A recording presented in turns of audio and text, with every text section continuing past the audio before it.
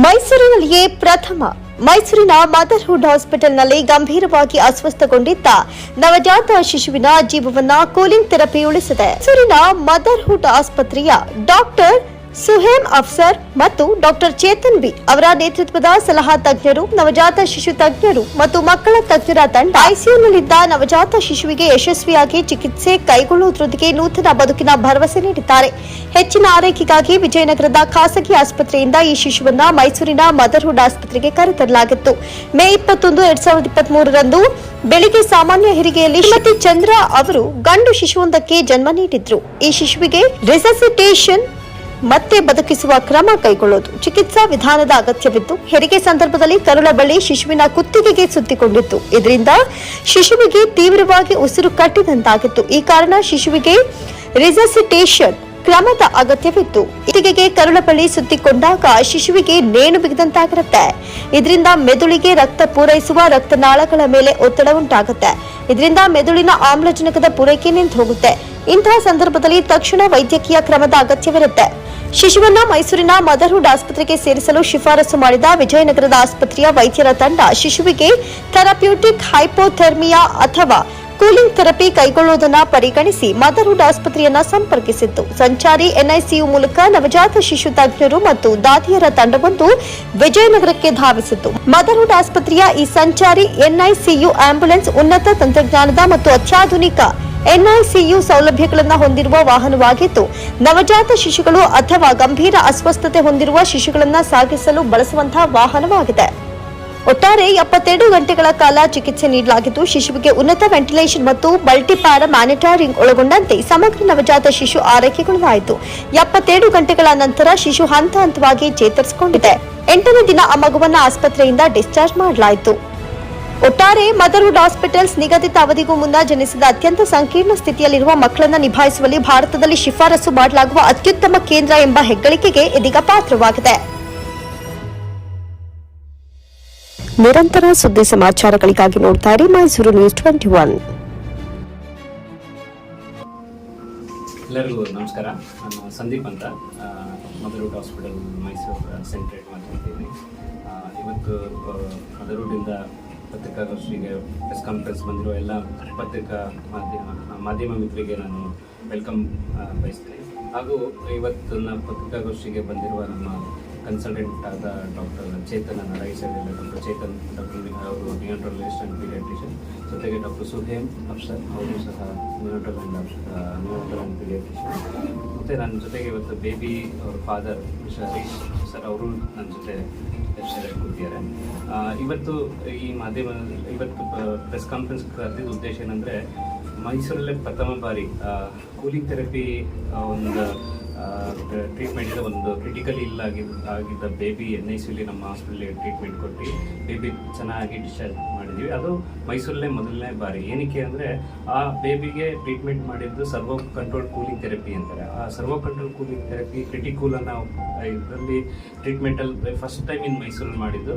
ಅದು ಈ ಮೈಸೂರಲ್ಲಿ ಸುತ್ತಮುತ್ತ 4 ಡಿಸ್ಟಿಕಲ್ಲೂ ಎಲ್ಲೂ ಸಹ ಈ ಫೆಸಿಲಿಟೀಸ್ ಇಲ್ಲ. ಓನ್ಲಿ ಈ ಸರ್ವಿಸ್ ಈಗ ಮೈಸೂರಲ್ಲಿ ಈ ಫೆಸಿಲಿಟೀಸ್ ಅವೈಲೇಬಲ್ ಇದೆ. ಈ ಸರ್ವಿಸ್ಗೆ, ಈ ಟ್ರೀಟ್ಮೆಂಟ್ಗೆ ಮುಂಚೆ ಯಾವುದೇ ಬೇಬಿ ಕ್ರಿಟಿಕಲಿ ಇಲ್ಲಾಗಿರೋ ಬೇಬಿ ಬ್ಯಾಂಗ್ಳೂರ್ಗೆ ಟ್ರಾವೆಲ್ ಮಾಡಬೇಕಿತ್ತು. ಈಗ ಈ ಸರ್ವಿಸ್ ಮೈಸೂರಲ್ಲಿ ಅದು ಪ್ರಥಮ ಬಾರಿ ನಮ್ಮ ಮದರ್ಹುಡ್ ಹಾಸ್ಪಿಟಲ್ಲಿ ಈ ಫೆಸಿಲಿಟೀಸ್ ಅವೈಲೇಬಲ್ ಇದೆ. ಜೊತೆಗೆ ಈ ಕ್ರಿಟಿಕಲ್ ಅಥವಾ ಕೂಲಿಂಗ್ ಥೆರಪಿ ಬಗ್ಗೆ ಹೇಳಬೇಕು ಅಂದರೆ, ಐ ಥಿಂಕ್ ನಮಗೆ May 21 morning we got A call from ಒಂದು ಪ್ರೈವೇಟ್ ಹಾಸ್ಪಿಟಲ್ ಮೈಸೂರಿಂದ. ಈ ಥರ ಒಂದು ಬೇಬಿ ನಾರ್ಮಲ್ ಡೆಲಿವರಿ ಆಗಿರುವ ಕ್ರಿಟಿಕಲಿ ಇದಾಗಿದೆ ಅಂತ. ಅವಾಗ ನಮ್ಮ ಹಾಸ್ಪಿಟಲ್ ಕನ್ಸಲ್ಟೆಂಟ್ ಫೋನ್ ಮಾಡಿದಾಗ ಇಮಿಡಿಯೇಟಾಗಿ with ambulance with NICU team, ನಮ್ಮ ಟೀಮ್ ಜೊತೆಗೆ ವಿತ್ ಕನ್ಸಲ್ಟೆಂಟ್ ಹೋಗಿ ಆ ಮಗುವನ್ನ ಅಲ್ಲಿ ಹೋಗಿ ರಿಸೀವ್ ಮಾಡಿ, ಆಮೇಲೆ ನಮ್ಮ ಹಾಸ್ಪಿಟಲ್ ಬಂದು ಈ ಕ್ರಿಟಿಕೂಲ್ ಅಂತ ನಾನು ಏನು ಹೇಳಿದೆ ಇದರಿಂದ ಟ್ರೀಟ್ಮೆಂಟ್ ಸ್ಟಾರ್ಟ್ ಮಾಡಿ ಪೇಷಂಟ್ 8 ದಿನದಲ್ಲಿ ಡಿಸ್ಚಾರ್ಜ್ ಆಗಿದ್ದಾರೆ.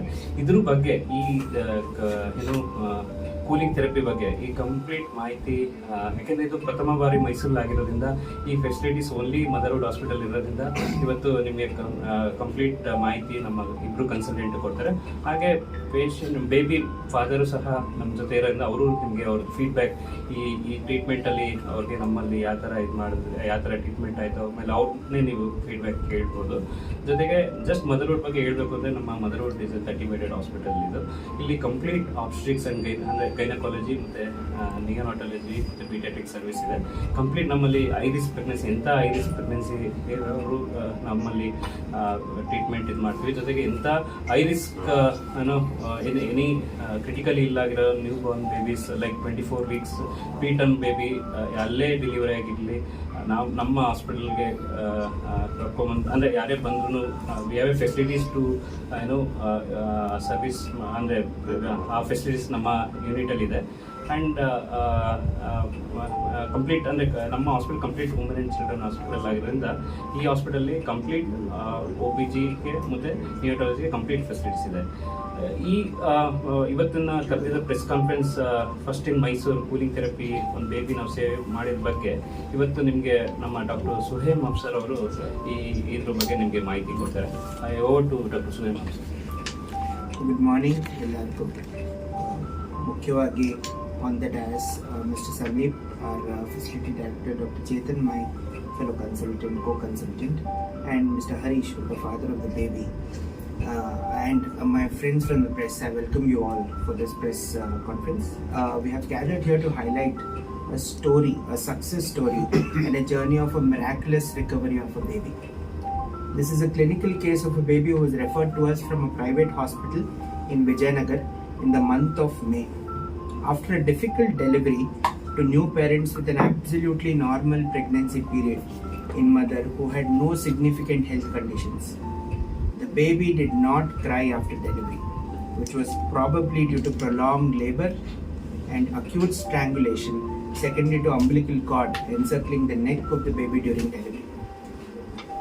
The baby was stabilized at the referral hospital after ensuring support was given to the affected lungs and the heart, and the baby was further referred to Motherhood Hospital for further care. I, along with the team of doctors and nurses, retrieved the baby within 20 minutes in our flagship ambulance called as NICU on wheels. The baby on arrival was lethargic, dull, in shock, which means the baby's organ systems of brain, heart and lungs were failing to function properly. The baby was kept on a breathing machine or ventilator, commonly called, and certain drugs to ensure the heart was supported were started.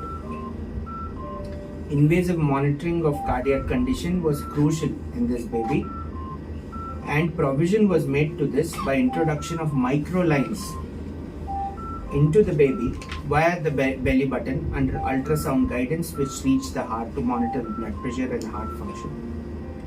The early head ultrasound scans showed brain swelling due to severe inflammation encountered during the lack of oxygen secondary to the stressful episode of birth.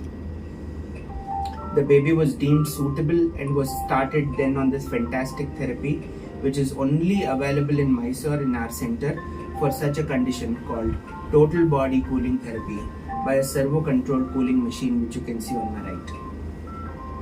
The beauty of this machine is that it cools down the body temperature to 33.5 degrees centigrade from a 36.5 degrees centigrade, which is normal temperature of the baby. And this is done by a cooling gel circulating throughout the jacket, which is wrapped around the baby. The baby was cooled for 3 days and monitored and treated for complications during these 3 days. Thereafter, baby was rewarmed gradually after 3 days to get back to normal temperatures. The baby encountered heart instabilities, low blood pressure, abnormal clotting profile, and risk of infection, to name a few, during the 3 days of cooling, which were tackled accordingly. The baby was weaned off from breathing machine after rewarming and was slowly transitioned back to mother on direct feeding from mother. On day 7, the baby had an MRI which showed fantastic recovery of the brain with excellent neurological prognosis, and expectation of baby having normal development in future. The baby is now 3 months old and has been evaluated regularly by a team of doctors, including myself, pediatric neurologist, and developmental pediatricians. The baby is growing and developing absolutely normally with no concerns. We at Motherhood are highlighting this case so that doctors, especially practicing pediatricians and obstetricians across the city, are aware of this therapy being available at Motherhood Hospital, Mysore. As timely referral, such as in this case, can not only ensure save of a life, but also can ensure a bright future ahead in the newborns who do not breathe or cry at birth. I will take a moment to highlight the newborn transport globetrotter which we have on my left.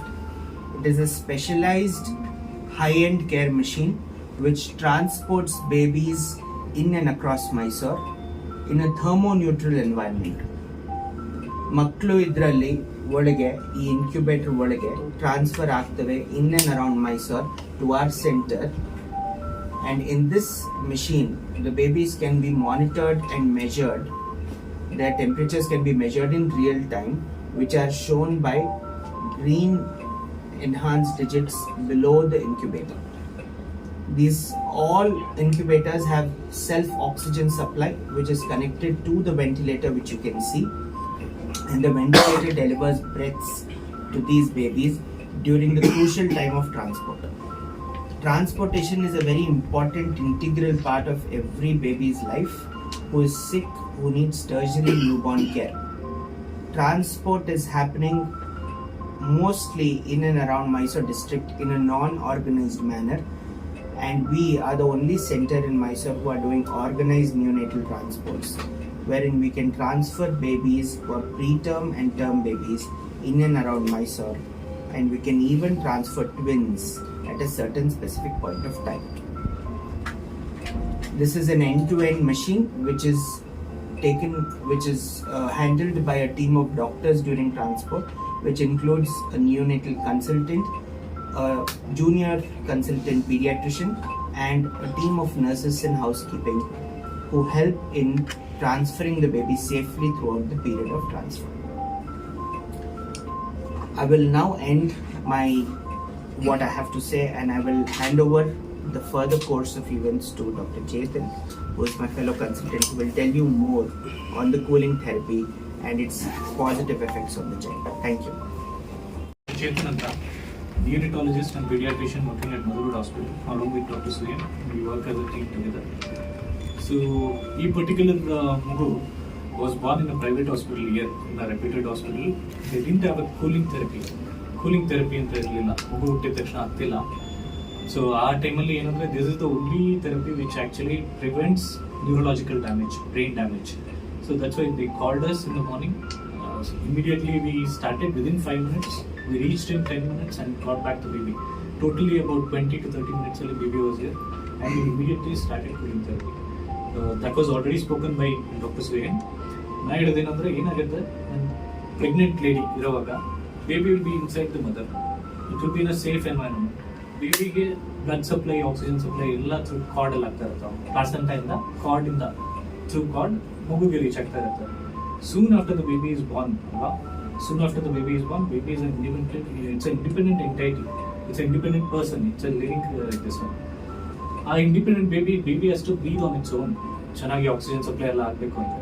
ಏನಾದರೂ by chance ಈ transition ಅಲ್ಲಿ intrauterine environment ಇಂದ the baby comes to extra-uterine environment, ಏನಾದರೂ transition ಅಲ್ಲಿ ಏನಾದರೂ variation ಆದರೆ, delay ಆದರೆ, right time delivery ಆಗಿಲ್ಲ ಅಥವಾ ಅಬ್ಸ್ಟ್ರಕ್ಟೆಡ್ ಲೇಬರ್ ಅಥವಾ ಕಾರ್ಡ್ ಪ್ರೊಲ್ಯಾಪ್ಸ್ ಅಂತ ಹೇಳ್ತೀವಿ, ಇಲ್ಲ ಕಾರ್ಡ್ ಕಂಪ್ರೆಷನ್ ಏನಾದರೂ ಆಗೋದು, tight news of card around the neck, ಈ ಥರ ಏನಾದರೂ ಇದ್ರೆ, tight news of card around the neck ಅಂದರೆ ಕಾರ್ಡ್ ಕತ್ ಸುತ್ತ ಗಂಟಾಗ್ಬಿಟ್ಟಿರುತ್ತೆ ಕಾರ್ಡ್, ಆ ಥರ ಏನಾದ್ರು ಆದರೆ ಸ್ಟ್ರ್ಯಾಂಗ್ಯುಲೇಟ್ ಆಗುತ್ತೆ ಬೇಬಿ.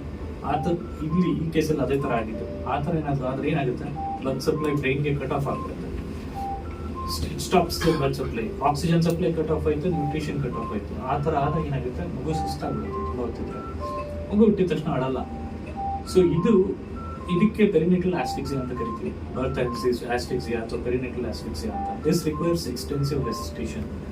ಅಕ್ಯೂಟ್ ಅದನ್ನು ಆಗ್ಬೋದು. ಅಕ್ಯೂಟ್ ಅಂದ್ರೆ within 3 minutes just before birth ಒಂದು ಸ್ವಲ್ಪ ಸ್ಟ್ರಾಂಗ್ಯುಲೇಷನ್ ಆಯ್ತು, ಆ ಥರ ಇದ್ರೆ ಅಕ್ಯೂಟ್ ಅಂತೀವಿ. ಕ್ರಾನಿಕ್ ಅಂದ್ರೆ ಒಂದು ಸ್ವಲ್ಪ ಲಾಂಗರ್ ಡ್ಯೂರೇಷನ್, ಮುಂಚೆನೆ ಸ್ಟಾರ್ಟ್ ಆಗಿಬಿಟ್ಟಿರುತ್ತೆ, ಆಮೇಲೆ ಮಗು ತುಂಬಾ ಹೊತ್ತು ಹೈಪಾಕ್ಸಿಕ್ ಇರುತ್ತೆ, ಆಗ ತೀರಾ ಸುಸ್ತಾಗ್ಬಿಡುತ್ತೆ ಮಗು. ಆ ಥರ ಜಾಸ್ತಿ ಹೊತ್ತೇನಾದ್ರು ಆಸ್ಫಿಕ್ಸಿ ಆದ್ರೆ, ಅಂದ್ರೆ ಆಕ್ಸಿಜನ್ ಸಪ್ಲೈ ಕಟ್ ಆಫ್ ಆಗ್ಬಿಟ್ರೆ ಮಗುಗೆ, ಬ್ರೈನ್ಗೆ ಬ್ಲಡ್ ಸಪ್ಲೈ ತುಂಬಾ ಹೊತ್ತು ಕಟ್ ಆಫ್ ಆಗ್ಬಿಟ್ಟಿರುತ್ತೆ, ಅಂತ ಟೈಮಲ್ಲಿ ಏನಾಗುತ್ತೆ, there will be damage to the ಬ್ರೈನ್ಗೆ ಒಂದು ಸ್ವಲ್ಪ ಹೊತ್ತು ಬ್ಲಡ್ ಸಪ್ಲೈ ಕಟ್ ಆಫ್ ಆದ್ರೂ ದೆರ್ ವಿಲ್ ಬಿ ಇಸ್ಕಿಮಿಯಾ ಅಂತ ಡ್ಯಾಮೇಜ್ ಆಗುತ್ತೆ. ಇಸ್ಕಿಮಿಯಾ ಆಗುತ್ತೆ, ಆಕ್ಸಿಜನ್ ಸಪ್ಲೈ ಕಟ್ ಆಫ್ ಆಗುತ್ತೆ, nutrition glucose supply cut off ಆಗುತ್ತೆ, metabolism at the cellular level in the brain nerve cell ನ ಡ್ಯಾಮೇಜ್ ಮಾಡುತ್ತೆ ಕಟ್ ಆಫ್ ಆಗ್ಬಿಟ್ಟು. So ಅದನ್ನ ಪ್ರಿವೆಂಟ್ ಮಾಡಕ್ಕೆ this is the only therapy which is available. ಆ ಟೈಮಲ್ಲಿ ಏನಾಗುತ್ತೆ ಆ ಥರ ಡ್ಯಾಮೇಜ್ ಆದ್ರೆ ಬ್ರೈನ್ಗೆ ಅಂತ ಕೇಳ್ಬೋದು. ದೊಡ್ಡವ್ರಿಗೆ ನೀವು ನೋಡ್ಬೋದಲ್ಲ, ದೊಡ್ಡವ್ರಿಗೆಲ್ಲ ಸ್ಟ್ರೋಕ್ ಎಲ್ಲ ಆದ್ರೆ ದೇ ಲ್ಯಾವ್ ಪ್ರಾಬ್ಲಮ್, ಸ್ಟ್ರೋಕ್ ಅಂದ್ರೆ ಲಪ್ಪ ಹೊಡಿಯೋದು, ವೀಕ್ನೆಸ್ ಒಂದು ಸೈಡ್, ಮೂವ್ ಮಾಡೋಕ್ಕಾಗಲ್ಲ, ವೀಕ್ನೆಸ್ ಇರುತ್ತೆ, ಸೊ ನಡೆಯೋಕ್ಕಾಗೋದಿಲ್ಲ, ಈ ಥರ ಆಗೋದು, ಮಾತಾಡೋಕ್ಕಾಗಲ್ಲ, ಈ ಥರ. ಸಣ್ಣ ಮಕ್ಳಿಗೆ ಏನಾಗುತ್ತೆ, it will be different, slightly different. ಸಣ್ಣ ಮಗು ಆ ಟೈಮಲ್ಲಿ ಬ್ರೈನ್ ಡ್ಯಾಮೇಜ್ ಆಗ್ಬಿಟ್ರೆ extensive, it's a developing brain, it's immature brain, extensive damage ಆಗ್ಬಿಡುತ್ತೆ. It depends on the region where the blood supply is cut off. ಒಂದೊಂದ್ಸಲಿ ಜಸ್ಟ್ ಒಂದು ಸ್ವಲ್ಪ superficial ಆಗಿ brain's blood supply cut off ಆಗಿದ್ರೆ ಏನು ಜಾಸ್ತಿ problem ಆಗಲ್ಲ. ಡೀಪರ್ ಬ್ರೈನ್ ಒಳಗಡೆ ಡೀಪರ್ ಬ್ರೈನ್ ವರೆಗೂ ಬ್ಲಡ್ ಸಪ್ಲೈ ಕಟ್ ಆಫ್ ಆಗಿಬಿಟ್ರೆ ತುಂಬಾ ಪ್ರಾಬ್ಲಮ್ ಆಗ್ಬಿಡುತ್ತೆ. ಮಗು ಬೆಳವಣಿಗೆ ಸರಿ ಹೋಗಲ್ಲ. ಬೆಳವಣಿಗೆ ಅಂದ್ರೆ ರೈಟ್ ಟೈಮ್ಗೆ ಕತ್ತು ನಿಂತ್ಕೋಬೇಕು, ಮಗುಗೆ ಹೆಡ್ ಕಂಟ್ರೋಲ್ ಅಂತೀವಲ್ಲ, ಹೆಡ್ ಕಂಟ್ರೋಲ್ ಶುಡ್ ಇದೆ. Baby should be able to sit at right time, baby should be able to roll over, ದಬಾಕು ಬಾರ್ಲು ಬೀಳುತ್ತಲ್ಲ ಅದೆಲ್ಲ ಬರಬೇಕು, ಆಮೇಲೆ ನಡಿಬೇಕು, ಇದೆಲ್ಲ ಆಗಲ್ಲ. ಅದು ಡೆವಲಪ್ಮೆಂಟಲ್ ಪ್ರಾಬ್ಲಮ್. ಅದಾದ್ಮೇಲೆ ಇನ್ನೊಂದು ಆಸ್ಪೆಕ್ಟ್, ಫಿಸಿಕಲಿ ಬೇಬಿ ವೀಕ್, ನಡೆಯೋಕ್ಕಾಗಲ್ಲ, ಬೇಬಿಗೆ ನಡೆಯೋಕ್ಕಾಗಲ್ಲ ಒಂದು ಏಜಲ್ಲಿ, ಮಾತಾಡೋಕ್ಕಾಗದೇ ಇರ್ಬೋದು.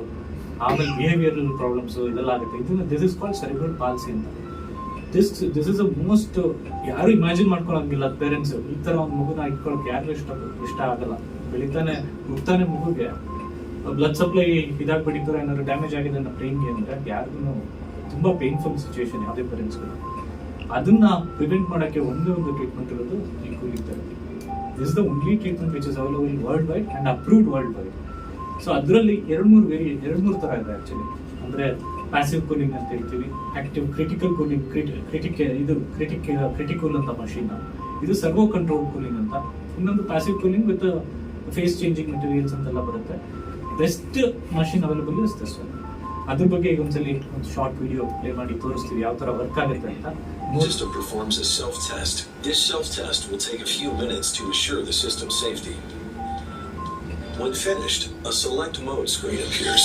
Now you can select the operation mode. The options are targeted temperature management, normothermia, controlled rewarming, and empty. Select TTM for controlled targeted temperature management. This is the default choice. You have noted video right now. This is about the functioning of this machine.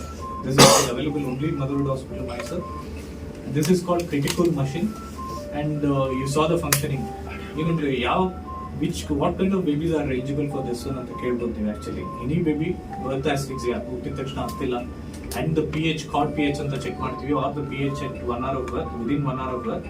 If it is less than 7, pH less than 7 ಇದ್ದು ಏನಾದರೂ antenatal events, foetal distress, ಮಗು ತುಂಬಾ lethargic ಇದೆ, ಒಳಗಡೆ ಅಷ್ಟು active ಇಲ್ಲ, card prolapse ಅಥವಾ ಆಂಟಿಪಾರ್ಟಮ್ bleed ಆ ಥರ ಏನಾದ್ರು ಇದ್ರೆ, ಸೆಂಟಿನಲ್ ಇವೆಂಟ್ಸ್ ಅಂತ ಹೇಳ್ತೀವಿ, ಆ ಥರ ಏನಾದ್ರು ಇದ್ರೆ this is very much eligible baby with metabolic acidosis. ನಾವು ABG ಮಾಡಿದಾಗ ಮೆಟಬಾಲಿಕ್ ಅಸಿಡೋಸಿಸ್ ಅಂತ ಗೊತ್ತಾಗುತ್ತೆ. That indirectly indicates that hypoxic insult has spread across all the systems of the body. ಆ ಥರ ಇದ್ರೆ definitely baby will be benefited by cooling. Not all the babies can be done. Only 36 weeks male ಆಗಿರುವಂತ babies ಮಾತ್ರ approved therapy, and the baby weight should be more than 2.5 kgs. So ಅದನ್ನ ಒಂದು short demonstration ತರ ಇವತ್ತು ಮಾಡ್ತೀವಿ. ಏನಾಗುತ್ತೆ ಅಂದ್ರೆ first 6 hours ಅಲ್ಲಿ ಈ ತರ ಇನ್ಸಲ್ಟ್ ಆಗಿದ್ದು, ಫಸ್ಟ್ 6 hours ಅಲ್ಲಿ baby should be got to the hospital. Immediately cooling needs to be started. What we do, we right from the beginning when the baby is born, we won't switch on the warmer ಅಂದ್ರೆ baby heat ಆಗುತ್ತೆ, ಬೇಬಿನ ಬೆಚ್ಚಗಿಡುತ್ತೆ. ನಮ್ಗೆ ಆ temperature ಬೇಕಿಲ್ಲ actually. 36.5 degree Celsius normal temperature. ಬೇಬಿದು temperature ನಾವು cooling ಮಾಡೋದಕ್ಕೆ it should be maintain somewhere between 33 to 34 degrees. ಆ 33.5 ಡಿಗ್ರೀಸ್ ಬೇಕು. ಅದಕ್ಕೆ naturally what we do, we switch off the incubator, ಬೇಕು ಅಂದರೆ ಜೆಲ್ ಪ್ಯಾಕ್ಸ್ ಅಂತ ನಮ್ಮದು ಫ್ರಿಜ್ಜಲ್ಲೆಲ್ಲ ರೆಫ್ರಿಜರೇಟರ್ನೆಲ್ಲ ಜೆಲ್ ಪ್ಯಾಕ್ಸ್ ಬರುತ್ತಲ್ಲ, ಜೆಲ್ ಪ್ಯಾಕ್ಸ್ನ ಬೇಬಿ ಕೆಳಗಡೆ ಇಟ್ಬಿಟ್ಟು ಅದನ್ನು ಕೂಲಿಂಗ್ ಸ್ಟಾರ್ಟ್ ಮಾಡ್ತೀವಿ ಪ್ಯಾಸಿವ್ ಆಗಿ ನಾವು ತರವಾಗ್ಲೇನೆ. ಆಮೇಲೆ ಇಲ್ಲಿ ಬಂದಾಗ್ಲೂ ವಾರ್ಮರ್ ಇರುತ್ತೆ. ಜನರಲಿ ಬೇಬೀಸ್ನ ಇನ್ಕ್ಯುಬೇಟರಲ್ಲಿ ಇಟ್ಟಿರ್ತೀವಲ್ಲ, NICU ನೋಡಿರ್ತೀರ ಓಪನ್ ಕೇರ್ ಸಿಸ್ಟಮ್ ಅಂತ. ಆ warmer will be switch off. ಆ ವಾರ್ಮರ್ನ ಸ್ವಿಚ್ ಆಫ್ ಮಾಡಿಬಿಡ್ತೀವಿ. ಇಮಿಡಿಯೇಟ್ ಆಗಿ ಬಂದ ತಕ್ಷಣ first we check for the cord ABG, we check for thorough history, weight of the baby, we check other parameters also, sentinel events, and we go back and check the history and we decide whether it is fitting into the criteria of cooling anta. Adadmele we start cooling therapy after consensus with our team. Then idu cooling jacket anta, idu cooling jacket anbittu, ee cooling jacket will be wrapped around the baby. You can see baby the 80% of the body is wrapped. ಈ ಥರ rap ಆಗಿರುತ್ತೆ. ಇದು surface temperature monitor, ಇದು ಹಣೆ ಮೇಲೆ ಹಾಕಿರ್ತೀವಿ. ಇದು surface temperature, body temperature ಕರೆಕ್ಟಾಗಿ ಮೇಂಟೈನ್ ಆಗ್ತಿದೆ ಅಂತ ನೋಡೋದಕ್ಕೆ.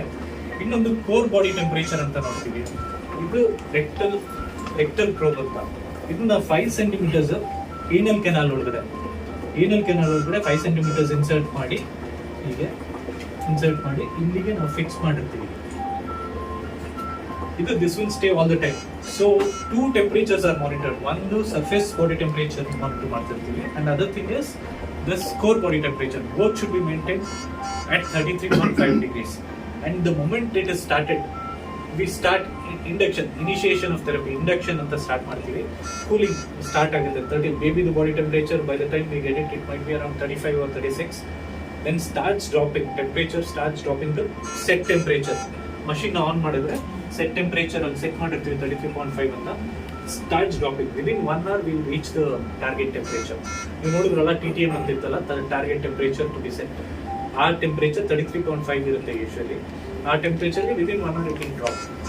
ರೈಟ್ ದೇರ್ ಕೂಲಿಂಗ್ ಸ್ಟಾರ್ಟ್ ಆಗುತ್ತೆ. Then comes the maintenance phase. Maintenance phase ಅಂದರೆ same temperature will be kept, baby will be kept at the same temperature for 3 days. 72 hours same temperature ಇರುತ್ತೆ. Meanwhile baby requires, the moment the baby is brought, the important this one which I missed is central navel iruttalla cord stump, allige ನಾವು central lines ಅಂತ ಹಾಕ್ತೀವಿ. BP monitoring ಬೇಕು ನಮಗೆ, ಮತ್ತೆ medicines ಕೊಡೋದಕ್ಕೆ. ಒಂದ್ಸಲಿ heart instability ಆಗುತ್ತೆ, ಹಿಮೋಡೈನಮಿಕ್ parameters very ಆಗುತ್ತೆ, BP ಲೋ ಆಗೋ ಚಾನ್ಸಸ್ ಇರುತ್ತೆ. ಅದನ್ನೆಲ್ಲ ಮಾನಿಟರ್ ಮಾಡೋದಕ್ಕೆ BP ಮಾನಿಟರ್, ಒಂದು ಇನ್ವೆಸಿವ್ BP ಮಾನಿಟರ್ ಅಂತ ನೋಡೋದಕ್ಕೆ ಆರ್ಟೀರಿಯಲ್ ಲೈನ್ ಹಾಕ್ತೀವಿ, ಒಂದು ಸೆಂಟ್ರಲ್ ಅಂಬ್ಲಿಕಲ್ ಕ್ಯಾಥೆಟರ್ ಅಂತ ಹಾಕ್ತೀವಿ. ಆ ಲೈನಿಂದ ನಮಗೆ ಎಲ್ಲ ಐನೋಟ್ರೋಪ್ಸ್ ಅಂದರೆ higher end medication, strong medications ಅಥವಾ ಏನಾದರೂ ಫ್ಲೂಯಿಡ್ಸ್ ಎಲ್ಲ ಕೊಡಬೇಕು ಅಂದರೆ ಅದು ಬೇಕಾಗುತ್ತೆ. ಆ ಲೈನ್ನ ಫಸ್ಟ್ ಹಾಕೊಂಡು ಆಮೇಲೆ ಕೂಲಿಂಗ್ ಜಾಕೆಟ್, ಅಲ್ಲಿವರೆಗೂ ಪ್ಯಾಸಿವ್ ಕೂಲಿಂಗಲ್ಲಿ ಇರುತ್ತೆ. ಅದಾದಮೇಲೆ ಜಾಕೆಟ್ನ ಇದು ಮಾಡಿ we start the therapy within 6 hours ideally. ಅದಾಗಿದ್ಮೇಲೆ we come to the maintenance phase where the babies continue to keep the temperature around 33.5. If you see the temperature monitors graphs ಎಲ್ಲ ಇರುತ್ತೆ. Consistently servo controlled cooling the advantage is consistently won't vary at all. It keeps the temperature with a very minimal variation. Straight agi 33.5 and set ಮಾಡಿದೀವಿ ಅಂದ್ರೆ it will be kept at 33.5 degrees for throughout the maintenance phase for 3 days. ಆ ಟೈಮಲ್ಲಿ we will be monitoring all the vitals, continuous cardiac monitors ಇರುತ್ತೆ, invasive BP monitors ಇರುತ್ತೆ, and sometimes CFM ಅಂತ ಮಾಡ್ತೀವಿ, cerebral function monitoring ಅಂತ. ಅದು CFM ಮಷಿನ್ದು ಪ್ರೋಬ್ಸು ಇದೆಲ್ಲ ಹಾಕ್ಬಿಟ್ಟು we keep checking.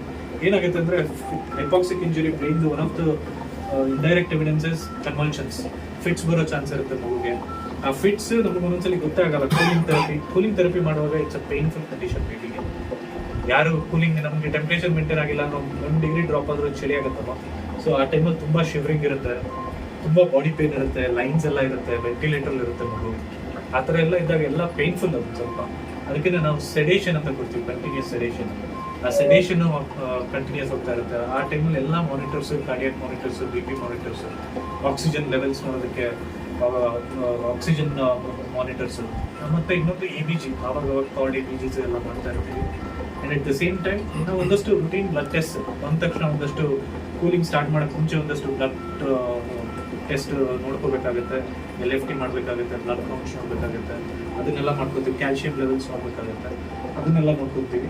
And one of the most common one of the adverse this one is coagulopathy ಅಂತ. Coagulopathy ಅಂದರೆ ನಾವು ಕ್ಲಾಟ್ ಆಗುತ್ತಲ್ಲ ಒಬ್ರಿಗೆ, ಎಲ್ಲರೂ ಬ್ಲೀಡಿಂಗ್ ಸ್ಟಾರ್ಟ್ ಆಯಿತು ಅಂದರೆ it has to clot within few seconds. ಆ ಕ್ಲಾಟಿಂಗ್ ಫ್ಯಾಕ್ಟರ್ಸ್ ತುಂಬ ಲೋ ಆಗಿರುತ್ತೆ, that might vary. So bleeding tendency ಜಾಸ್ತಿ ಆಗಿಬಿಡುತ್ತೆ. ಎಲ್ಲಿ ಬ್ರೈನಲ್ಲೆಲ್ಲ ಬ್ಲೀಡ್ ಆಗಿಬಿಟ್ರೆ ತುಂಬ ಕಷ್ಟ. ಅದಕ್ಕೆ ಕಾಗ್ಯುಲೋಪತಿನ ಅದನ್ನ ನಾವು ಮಾನಿಟರ್ ಮಾಡ್ತಾ ಇರ್ತೀವಿ. ಮತ್ತೆ ಲಂಗ್ ಪ್ರೆಷರ್ ಅವಾಗ ಎಕೋ ಅಂತ ಮಾಡ್ತಿರ್ತೀವಿ, ಹಾರ್ಟ್ದು ಪಲ್ಮನರಿ ಪ್ರೆಷರ್ಸ್ ಎಲ್ಲ ವೇರಿಯೇಷನ್ ಆಗ್ತಿದೆ ಅಂತ ನೋಡ್ತೀವಿ. And at the same time we monitor brain also. Brain ಒಂದು CFM, ಎಪಿಲೆಪ್ಸಿ ಬರುತ್ತಾ, ಡಿಸ್ಚಾರ್ಜಸ್ ಏನಾದ್ರು ಎಪಿಲೆಪ್ಟಿಕ್ ಡಿಸ್ಚಾರ್ಜಸ್ ಇದೆಯಾ, ಎಪಿಲೆಪ್ಸಿ ಮೆಡಿಸಿನ್ಸ್ ಏನಾದರೂ ಕೊಡಬೇಕಾಗುತ್ತೆ ಆ ಟೈಮಲ್ಲಿ ಫಿಕ್ಸ್ ಬರ್ತಾ ಇರೋಂಗೆ ಅದನ್ನ ನೋಡ್ತಾ ಇರ್ತೀವಿ. Other thing is neurosonogram. Neurosonogram ಅಂದರೆ scan, ultrasound scan of the head. Doctors ಏನು ಹೇಳಿದ್ರಲ್ಲ ಕ್ಲಿನಿಕಲ್ಲಿ, ಅಲ್ಟ್ರಾಸೌಂಡ್ ಸ್ಕ್ಯಾನಲ್ಲಿ RI ಅಂತೆಲ್ಲ ಚೆಕ್ ಮಾಡ್ತಾ ಇರ್ತೀವಿ. ರೆಸಿಸ್ಟಿವಿಟಿ ಇಂಡೆಕ್ಸ್, ಬ್ಲಡ್ ಸಪ್ಲೈ ಎಲ್ಲ ಬ್ರೈನಿಗೆ ಕರೆಕ್ಟ್ ಆಗಿದೆಯಾ ಅದನ್ನೆಲ್ಲ ನೋಡ್ತಾ ಇರ್ತೀವಿ. ಬ್ಲಡ್ ಬ್ರೈನ್ ಏನಾದರೂ ನರ್ವ್ ಸೆಲ್ಸ್ ಎಲ್ಲ ಸ್ವೆಲ್ ಆಗಿ ಪ್ರಾಬ್ಲಮ್ ಆಗ್ತಿದೆಯಾ ಮಗುಗೆ ಅದನ್ನೆಲ್ಲ ಚೆಕ್ ಮಾಡ್ತಾ ಇರ್ತೀವಿ ಅವಾಗ. ಸೊ ಅದನ್ನೆಲ್ಲ ಮಾನಿಟರ್ ಮಾಡ್ತಾ ಇರ್ತೀವಿ. And after 3 days once the baby is all stable, skin care is also utmost important during this time. ಅದೇನಾಗುತ್ತೆ, ಇದು ಫ್ರೋಸನ್, ಅದು ಒಂದು ಸ್ವಲ್ಪ ಫ್ರೀ ಕೋಲ್ಡ್ ಇರುತ್ತಲ್ಲ, ಫ್ರೋಸನ್ ನಮಗೆ ಹಿಂಗೆ ಇದಕ್ಕೆಲ್ಲ ಹೋದ್ರೆ ಹಿಮಾಲಯಸ್ ಅಲ್ಲೆಲ್ಲ ಹೋದ್ರೆ ಹಿಂಗೆ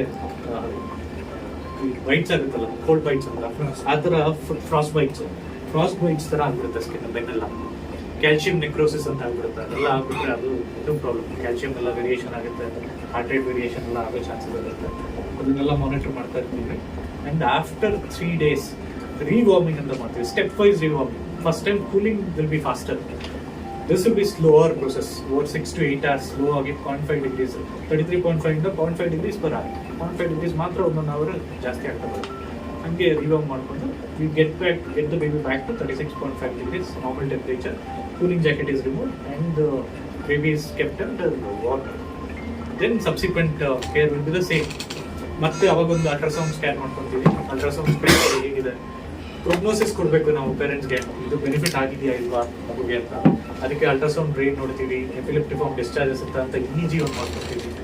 EEG ಎಲ್ಲ ನೋಡಿಕೊಂಡು ನ್ಯೂರಾಲಜಿಸ್ಟ್ ಒಪಿನಿಯನ್ ತಗೊಂಡು will discuss with the parents. And usually around the fifth day ಆದಮೇಲೆ 5th to 10th day we get an MRI done. MRI is the definitive one. ಬ್ರೈನ್ಗೆ ಏನಾದ್ರು ಡ್ಯಾಮೇಜ್ ಆಗಿದೆಯಾ ಪರ್ಮನೆಂಟ್ ಆಗಿ ನಾವು ideally around 7th day is the best time. ಆ ಟೈಮಲ್ಲಿ ಒಂದು MRI ಮಾಡ್ಕೊತೀವಿ. MRIಯಲ್ಲಿ we get to know if there is a brain damage.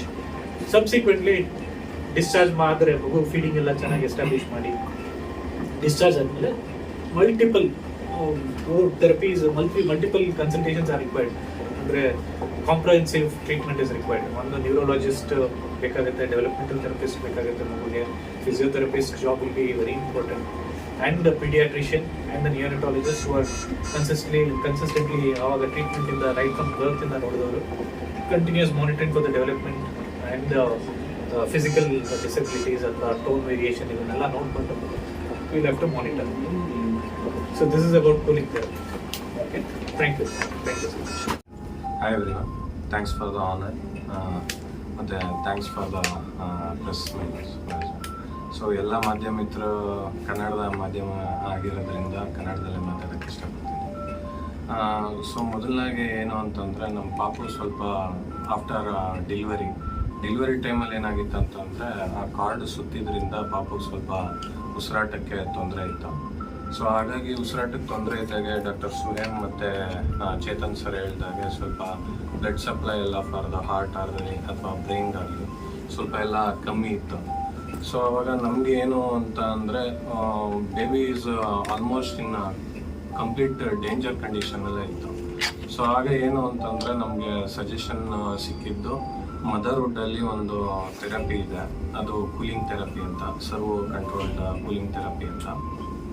So ಅದನ್ನು ನಮ್ಮ ಮಗುಗೆ ಕೊಟ್ಟರೆ ಸೊ ನಮ್ಮ ಮಗು ಔಟ್ ಆಫ್ ಡೇಂಜರ್ ಆಗ್ಬೋದು ಅನ್ನೋ ಒಂದು ನಮಗೆ ಮಾಹಿತಿ ಸಿಕ್ಕಿದ್ರಿಂದ ನಾವು ಹಾಸ್ಪಿಟಲ್ ಮದರ್ಹುಡ್ಗೆ ಕಾಂಟ್ಯಾಕ್ಟ್ ಮಾಡಿ ಡಾಕ್ಟರ್ ಸುಹೇಮ್ ಅವರು ನಮಗೆ ಬಂದು ಇಮಿಡಿಯೇಟ್ ಆ್ಯಕ್ಷನ್ ತೊಗೊಂಡು within 5 to 10 minutes from the private hospital to this Motherhood ಹಾಸ್ಪಿಟಲ್ಗೆ ಶಿಫ್ಟ್ ಮಾಡಿ ನಮ್ಮ ಪಾಪುಗೆ ಆಲ್ಮೋಸ್ಟ್ ವಿತಿನ್ 5 to 10 minutes ಮತ್ತೆ ಥೆರಪಿನ ಸ್ಟಾರ್ಟ್ ಮಾಡಿ, ಕೂಲಿಂಗ್ ಥೆರಪಿನ.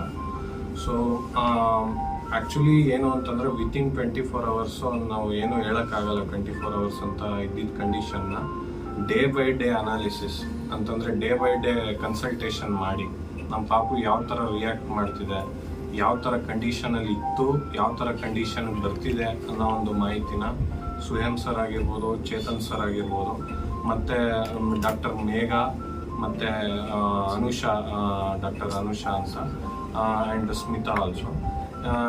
ಈ ಥರ ನಾವು ಪ್ರತಿಯೊಂದು ಡೇ ಬೈ ಡೇ ಅನಾಲಿಸಿಸ್ನ ನೋಡ್ತಾ ಹೋದ್ರಿಂದ ನಮ್ಮ ಫೇಸಲ್ಲಿ ಒಂದು ಏನು ಹೇಳ್ತಾರೆ ಸ್ಯಾಡ್ನೆಸ್ ಇದ್ದಿದ್ದು ಒಂದು ಮುಗುಳ್ನಾಗೆ ತೊಗೊಂಡೋಗ್ಬೇಕಾಗಿ ನಾವು ಪಾಪನ ಕರ್ಕೊಂಡು ಹೋಗ್ಬೇಕಾದ್ರೆ ಅದು ಹೆಲ್ಪ್ಫುಲ್ ಏನು ಅಂದರೆ ಈ ಥೆರಪಿ ಒಂದು ಮೇನ್ಲಿ ಹೆಲ್ಪ್ಫುಲ್ ಆಯಿತು ನಮ್ಮ ಪಾಪುಗೆ.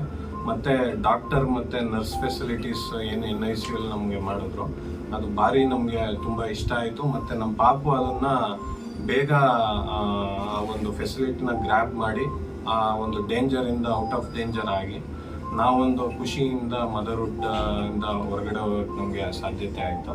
ಮತ್ತು ಆ ಒಂದು ಡೇಂಜರಲ್ಲಿ ಇದ್ದಿದ್ದಕ್ಕೆ ನಮಗೂ ಕೂಡ ಒಂದು ಇದಿರುತ್ತೆ, ಏನೋ ನಮ್ಮ ಪಾಪುಗೆ ಈ ಥರ ಆಯಿತು ಮುಂದೆ ಹೇಗೋ ಏನೋ ಅನ್ನೋದು ನಮಗೂ ಸ್ವಲ್ಪ ಭಯ ಇತ್ತು.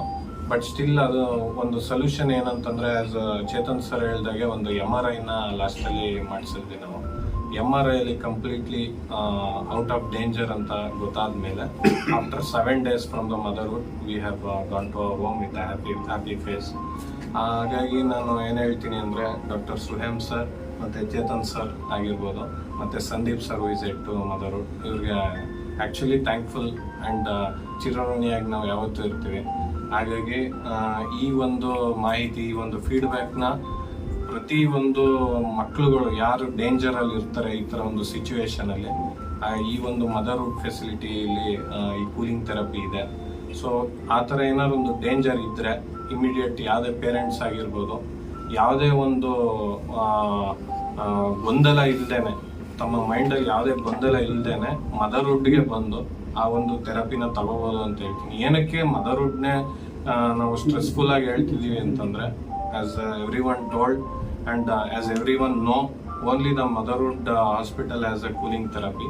So it will be very helpful to the danger babies. So I would say thanks for the honor to Sandeep sir and Chetan sir and for the Swam sir, and thanks for the press members. Thank you. Main ಏನಂದರೆ important 2 point ಏನಂದರೆ, ಒಂದು ಈ critical ಅಂದರೆ ಈ servo control cooling therapy ಈ ಮೈಸೂರಲ್ಲಿ ಇದ್ರಿಂದ ಅವತ್ತು ಈ ಮಗು ಬದುಕುಳಿಗೆ ಕಾರಣ ಆಯಿತು. That's the one of the important point. ಜೊತೆಗೆ ಏನಕ್ಕೆ ಇನ್ನೊಂದು ಹೇಳ್ತಿದ್ರೆ, ನಮ್ಮಲ್ಲಿ ಆ್ಯಂಬುಲೆನ್ಸ್ ಅಂದರೆ NICU ಟ್ರಾನ್ಸ್ಪೋರ್ಟೇಷನ್ ಇರೋದ್ರಿಂದ will send our ambulance to ಎಲ್ಲ ಕಡೆ peripheral area, even other district like Mandya, Chamarajanagar, Madikeri, Mysuru district ಎಲ್ಲೇ ಆದರೂ ನಮ್ಮ ಆ್ಯಂಬುಲೆನ್ಸ್ ವಿತ್ ಟೀಮ್ ಅಲ್ಲಿಗೆ ಹೋಗಿ ಯಾವುದೇ ಬೇಬಿ ಈ ಥರ ಸಿಚುವೇಶನ್ ಇತ್ತು ಅಂದರೆ ನಮ್ಮ ಟೀಮ್ ಆಲ್ವೇಸ್ ಸಪೋರ್ಟಿವ್ ಆಗಿರುತ್ತೆ. ಮತ್ತು ನಮ್ಮಲ್ಲಿ ಮದರ್ಹುಡ್ಡಲ್ಲಿ ಎಲ್ಲ ಥರನೂ ಈಗ NICUಗೆ ಬೇಕಾದ ಲೆವೆಲ್ 3C ಅಂದರೆ ಏನೇ NICUಲಿರೋ ಫೆಸಿಲಿಟೀಸ್, ಕಂಪ್ಲೀಟ್ ಫೆಸಿಲಿಟೀಸ್ ನಮ್ಮಲ್ಲಿದೆ. ಅದನ್ನು ಅಟ್ಲೀಸ್ಟ್ ಈ ಥರ ನಿಮ್ಮ ಮಾಧ್ಯಮ ಮುಖಾಂತರ ಈ ಮೆಸೇಜ್ ಕೊಟ್ಟು ಐ ಥಿಂಕ್ ಇದನ್ನೆಲ್ಲರಿಗೂ ಗೊತ್ತಾಯಿತು ಅಂದರೆ ಅಟ್ಲೀಸ್ಟ್ ಮುಂಚೆ ಈ ಥರ ಟ್ರೀಟ್ಮೆಂಟ್ಗೆಲ್ಲ ಬೆಂಗಳೂರಿಗೆ ಹೋಗಬೇಕಿತ್ತು. ಬೆಂಗಳೂರಿಗೆ ಹೋಗೋಕ್ಕೆ minimum 2 hours 2 to 3 hours time, that golden hours waste ಆಗುತ್ತೆ. ಅಂದರೆ ಆ ಟೈಮ್ ಇಸ್ ವೆರಿ ಇಂಪಾರ್ಟೆಂಟ್. ಆ ಥರ ಫೆಸಿಲಿಟೀಸ್ ಮೈಸೂರಲ್ಲಿ, ಅದು ಫಸ್ಟ್ ಹಾಸ್ಪಿಟಲ್ ಮದರ್ಹುಡ್ಡಲ್ಲಿ ಬಂದಿರೋದ್ರಿಂದ ಐ ಥಿಂಕ್ ನಿಮ್ಮ ಮಾಧ್ಯಮ ಮುಖಾಂತರ ಇದನ್ನು ಮೆಸೇಜ್ ಕೊಡಬೇಕು ಅಂತ ನಾನು ಕೇಳ್ಕೊತೀನಿ.